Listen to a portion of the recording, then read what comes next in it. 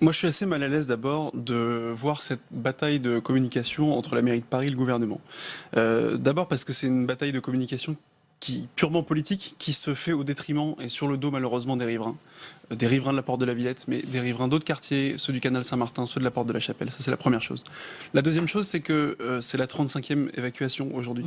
Depuis 2015, on a des installations sauvages de migrants dans Paris. Depuis 2015, on a, en tout cas, ni le gouvernement ancien comme actuel, ni la mairie de Paris, n'a réussi à anticiper depuis 3 ans pour apporter des solutions durables pour qu'on ne puisse plus aujourd'hui à Paris voir des reconstitutions de la sorte, qui sont absolument indignes.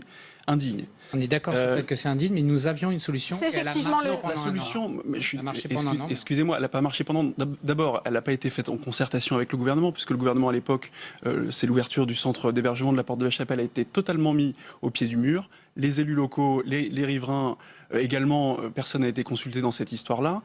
Il y a eu énormément de débordements autour de ce camp de centre d'hébergement, personne n'en a parlé, ça a duré plus d'1 an, pour les riverains c'était devenu invivable, et ce que je veux dire aujourd'hui, ce que je veux rappeler, c'est que cette situation qu'on connaît Porte de la Villette, c'est pas une situation nouvelle, dans la mesure où bien avant la fermeture du centre d'hébergement de la Porte de la Chapelle, il y avait déjà des camps de migrants dans les rues de Paris. D'abord, effectivement, vous avez raison, c'est pas de la faute ni de l'État ni de Madame Hidalgo si vous avez des centaines de milliers de personnes qui quittent la Corne de l'Afrique pour venir en Europe.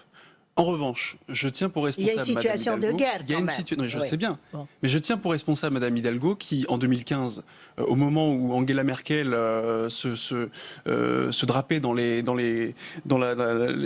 vêtements de la solidarité européenne, Madame Hidalgo évacuait à grand renfort de CRS les premiers camps d'Austerlitz, de la Chapelle, et elle a eu une communication, une hyper-communication sur Paris et ville solidaire, Paris accueille les migrants. Et donc on avait des visuels en français, en anglais, en arabe sur Paris accueille les migrants, alors même qu'à ce moment-là, Paris n'était pas en mesure d'accueillir les migrants. La preuve, c'est que les migrants s'entassaient dans les rues du 18e arrondissement de Paris. En tant qu'élu du 18e et surtout riverain de ces camps-là, je voudrais savoir comment concrètement les choses vont s'arranger. Il me semble que dans ce pays, il y a quelque chose qui s'appelle la loi. Je ne suis pas législateur, il me semble que vous l'êtes.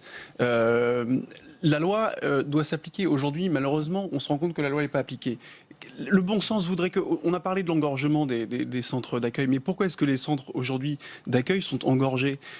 Tout simplement parce qu'il arrive des personnes et en fonction de leur dossier, les déboutés du droit d'asile notamment, ne sont pas systématiquement renvoyés dans leur pays. C'est pas moi qui le demande, c'est pas moi qui le dis, c'est la loi qui l'impose et qui le veut. On ne peut pas envoyer partout, monsieur. Mais il y a des pays sûrs et pas sûrs. Les déboutés du droit d'asile, ceux qui sont dans l'illégalité sur notre territoire, doivent être raccompagnés à la frontière, c'est la loi. Aujourd'hui, il y a un engorgement des centres d'accueil parce que la loi n'est pas appliquée. Une observation.